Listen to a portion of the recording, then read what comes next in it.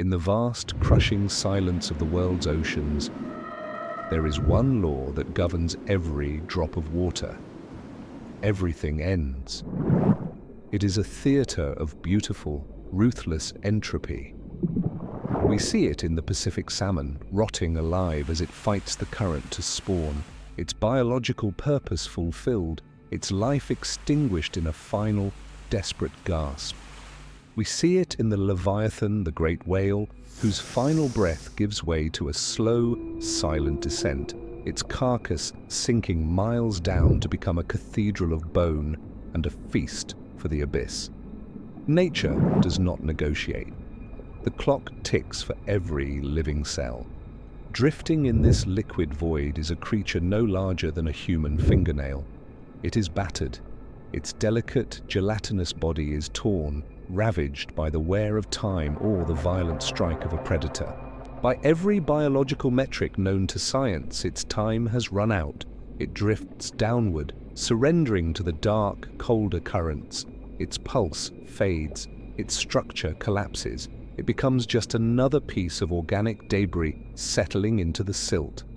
If you are compelled by the mysteries that science struggles to explain, and want to join us as we uncover the impossible corners of our reality, take a moment to like this video and subscribe, because what you are about to witness defies the fundamental rules of life itself. A silent end in the deep. Shift your gaze from the timeless abyss to the sun-drenched coast of the Italian Riviera. The year is 1988. The setting is not a high-tech fortress of genetic engineering, but a modest marine biology laboratory filled with the sharp tang of salt air, the chemical bite of formaldehyde, and the monotonous, low-frequency hum of aerators. Here we find Christian Sommer, a young German marine biology student. He is not hunting for immortality. He is hunting for data. His days are a repetitive cycle of diving into the Mediterranean, collecting tiny hydrozoans and cataloguing them in endless rows of glass petri dishes. It is the unglamorous, tedious grunt work of science, observing the obscure and the microscopic. Sommer's routine is governed by the laws of nature we all accept. You collect a specimen, you study it, it eventually dies and the water turns cloudy with decomposition. But one weekend, chaos intervenes. Sommer forgets to check a specific cluster of dishes. When he returns to the lab, he approaches the neglected samples with a sigh, expecting the inevitable sludge of decay. He picks up the glass, ready to pour the dead water down the drain. But he stops. He squints. The water isn't murky. He places the dish under the microscope, adjusting the lens, perhaps wiping his glasses in a reflex of confusion. What he sees defies every biological textbook sitting on the shelves behind him. The tiny jellyfish corpse he expected to find is gone, but it hasn't dissolved. Instead, rising from the remains of the dead adult is a fresh, pulsing colony of polyps. It was a biological impossibility. Imagine a butterfly dying, falling to the forest floor. And instead of rotting, its wings fold in, its body dissolves, and it re-emerges as a caterpillar. Sommer was looking at a creature that had refused to follow the arrow of time. He was the first human witness to a miracle that wasn't supposed to exist. To understand the sheer weight of this moment, we must look away from the microscope and stare into the mirror of our own history. Since the dawn of consciousness, the human species has been haunted by one singular, terrifying inevitability: the end. This fear built civilizations. It drove the Sumerian king Gilgamesh to wander the wilderness in a frantic, grief-stricken quest to defeat death, only to return empty-handed, realizing that immortality was reserved for the gods alone. It seduced the first emperor of China to consume elixirs of mercury and powdered jade, convinced they would grant him eternal life, when in reality they only hastened his demise, poisoning the very body he sought to preserve. It sent explorers across treacherous oceans searching for a mythical fountain of youth, trading their lives for a map to nowhere. For 5,000 years, we have poured our genius, our gold, and our blood into the pursuit of one thing: more time. We have built pyramids to cheat oblivion and frozen our bodies in liquid nitrogen in a gamble against the future. The quest for immortality is the engine of our vanity and the source of our deepest tragedies. And yet, while the most powerful men in history crumbled into dust, while their empires fell and their names faded into myth, a creature with no brain, no heart, and no blood was quietly mastering the impossible in a glass dish. It feels like a cosmic joke, a humbling irony written into the genetic code of the planet. Nature did not hide the secret of eternal life behind the gates of heaven or in the philosopher's stone. It did not require the sacrifice of armies or the wealth of nations. It hid the secret in a mindless speck of gelatin drifting in the Mediterranean current. The discovery was not a triumph of human engineering. It was a revelation that the holy grail of biology, the reversal of the aging clock, was not a fantasy. It was a mechanism, and it had been operating in the silence of the oceans for millions of years, completely indifferent to our desperate, futile struggle to survive. So how does the impossible happen? How does a complex organism look into the face of death and simply refuse to enter? The scientific term is transdifferentiation, but to understand it, we must step away from biology and imagine a master glassblower at work. Imagine an artisan who has spent days crafting a magnificent, intricate vase. It is cool to the touch, solid, defined. But then a crack appears, a flaw. In our world, the vase is ruined. It is discarded, sweeping the shards into the bin. But in the world of the Turritopsis dohrnii, the rules of matter are different. If the glass blower were this jellyfish, he would not throw the vase away. He would place the cold, hard glass back into the furnace. He would apply heat until the intricate curves and sharp edges softened, losing their definition, melting back into a raw, glowing, shapeless blob of molten potential. He would return the masterpiece to its raw material to blow a new shape entirely. This is exactly what happens in the cold dark of the ocean. When the Turritopsis dohrnii faces a crisis, be it starvation, a sudden change in temperature, or physical trauma, it initiates a process that looks less like biology and more like alchemy. It stops swimming, it begins to sink, its tentacles, once used to snare prey, wither and are reabsorbed into the body. The bell, the recognizable dome of the jellyfish, collapses. It falls to the ocean floor, not as a corpse, but as a blob-like cyst. To the naked eye, it looks like it is rotting, but inside, a cellular revolution is taking place. In your body, a muscle cell is a muscle cell forever. A nerve cell is a nerve cell until it dies. They have a fixed destiny. But inside this collapsing cyst, the jellyfish's cells are stripping off their uniforms. They are forgetting who they are. Specialized cells, those built for swimming, for stinging, for digesting, begin to regress. They travel backward through their own timeline. They shut down the genes that make them adults and reactivate the genes of their infancy. They return to a state of pure potentiality, becoming like stem cells. It is a biological time machine. The creature dissolves its own identity to survive. From this genetic soup, a new structure begins to rise. It does not grow back into a scarred, healed version of the old jellyfish. No, it grows into a polyp. It returns to the very first stage of its life cycle. It becomes a child again, and from this polyp, a new colony buds, releasing genetically identical copies of the original jellyfish back into the water. It has not just healed, it has been reborn. It is the same genetic individual but with a brand new body, untouched by the ravages of the previous life.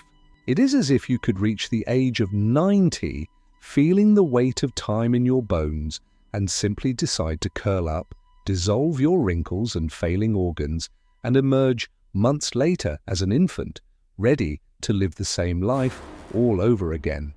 This is not survival. This is a total rejection of the linear concept of time.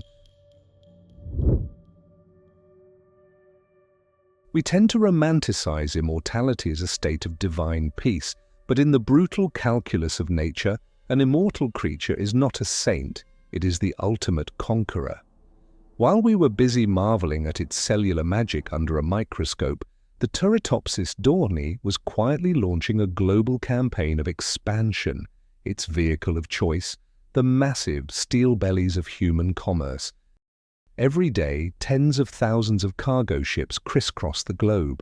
To maintain stability, they suck in millions of gallons of ballast water in one port and discharge it in another, thousands of kilometers away. Inside these dark, rusted tanks, the water conditions are hellish, food is scarce, temperatures fluctuate, and the turbulence is lethal. For almost any other stowaway, this journey is a death sentence. But for the Turritopsis, this stress is not a killer, it is a trigger.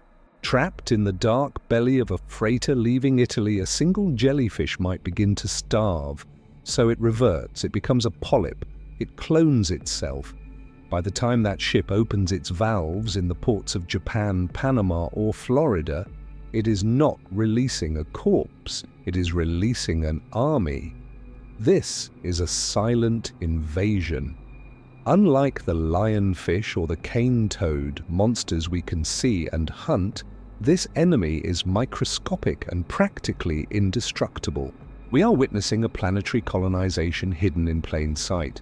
They have established themselves in every major ocean, disrupting local food webs with the terrifying persistence of a species that has removed death from the equation. Once they anchor in a new ecosystem, how do you eradicate them? You cannot starve them out. You cannot wait for them to die of old age. We have inadvertently seeded our oceans with a biological force that simply refuses to leave. To understand this creature, we must understand the ruthless architect that designed it, evolution. Evolution is a miser. It does not grant superpowers out of generosity. It forges weapons out of necessity. The ability to reverse time is not a parlor trick. It is a desperate, calculated answer to a specific problem. The life of the Turritopsis dohrnii is a tale of two distinct existences, each with a critical strategic purpose. First, there is the Medusa, the jellyfish form we recognize. This is the explorer. It is the biological equivalent of a scout ship sent into the void. Drifting on the currents, the Medusa is tasked with the imperative of sexual reproduction. It carries the genetic payload, eggs and sperm, mixing its DNA with others to create diversity. It is a gambler, betting its life on the chance to spread its code to new, distant waters. But the explorer is fragile. It is exposed to the open ocean, vulnerable to the crushing jaws of predators and the vagaries of the current. Then there is the polyp. This is the anchor. Rooted to the seafloor, the polyp is a fortress. It does not roam, it builds. It reproduces asexually, cloning itself over and over, creating a colony of identical genetic copies. It is a factory of life, prioritizing stability and numbers over exploration and risk. In almost every other hydrozoan species on Earth, this is a one-way street. The polyp gives birth to the Medusa spawns, and then the Medusa dies. The scout does not return to the fortress, but the Turritopsis rewrote the rulebook. The process of transdifferentiation is not a part of its daily routine. It does not reverse its age on a whim. This is a mechanism of catastrophe management.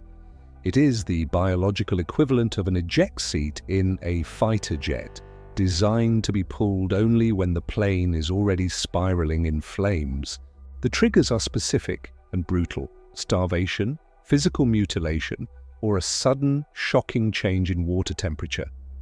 When the medusa senses that the environment has turned hostile, that the forward path leads only to death, it slams the brakes. It realizes that the gamble of exploration has failed, so it retreats. It abandons the mission of the explorer and retreats to the safety of the fortress. It sacrifices its freedom of movement to regain the security of the polyp stage.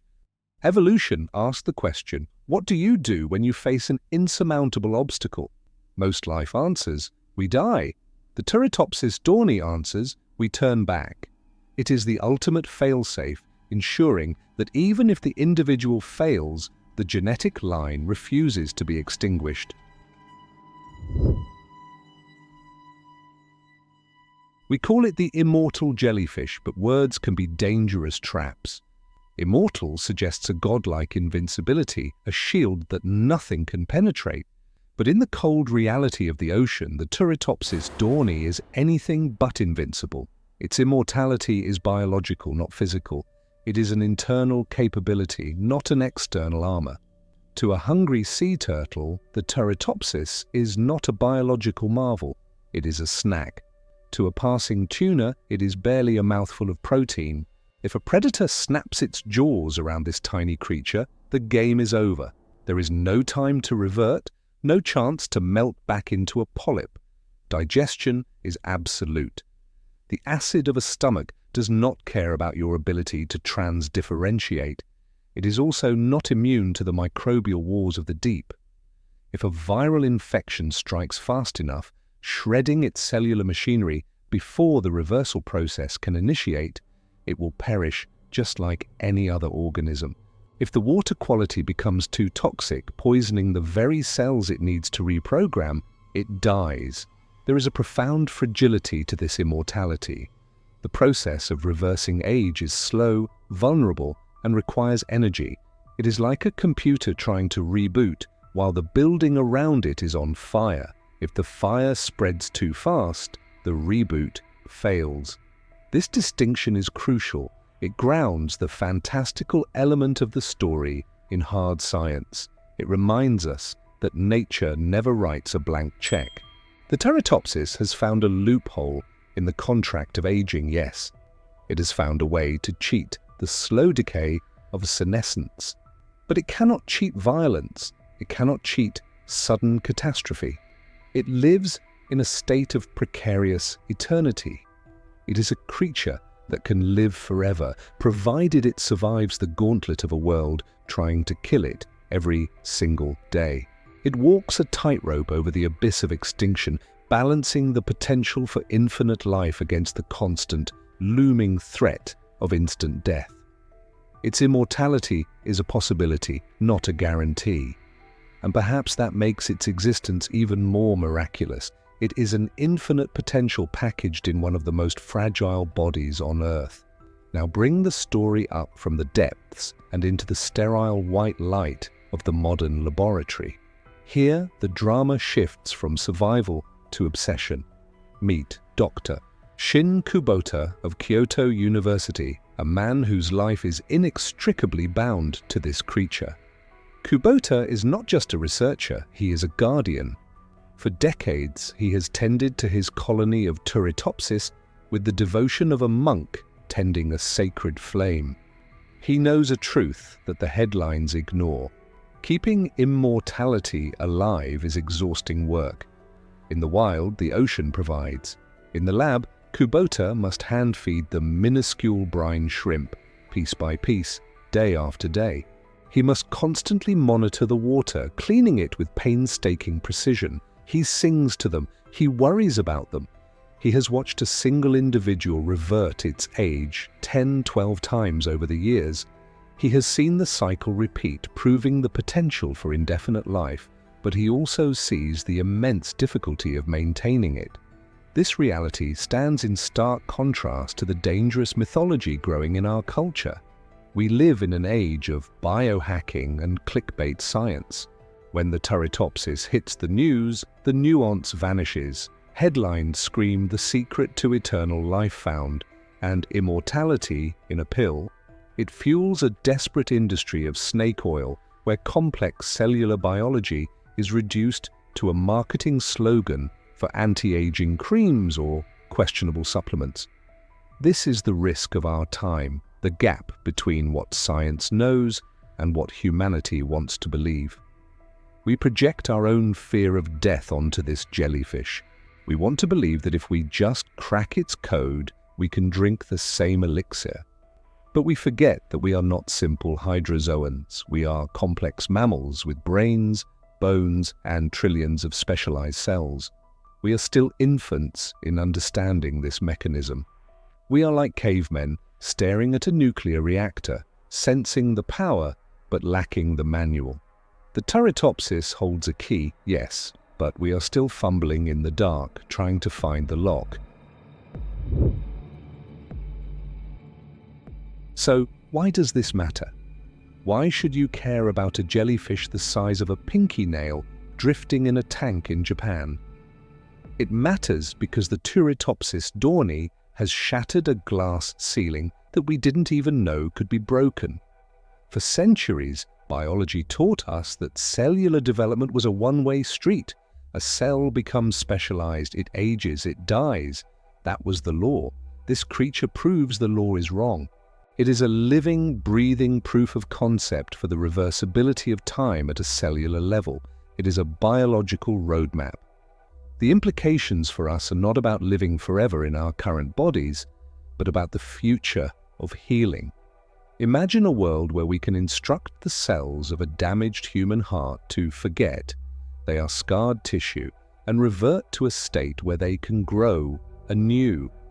Imagine neurons in a brain ravaged by Alzheimer's being coaxed back into their youthful, functional state. The jellyfish is not offering us a fountain of youth to drink from, it is offering us a lesson in plasticity. It forces us to ask smarter questions. It challenges the medical community to look at disease and degeneration not as inevitable endings, but as processes that might, just might, be reversible. It redefines the boundaries of the biologically possible. We return to the ocean, to the eternal dance of the tide.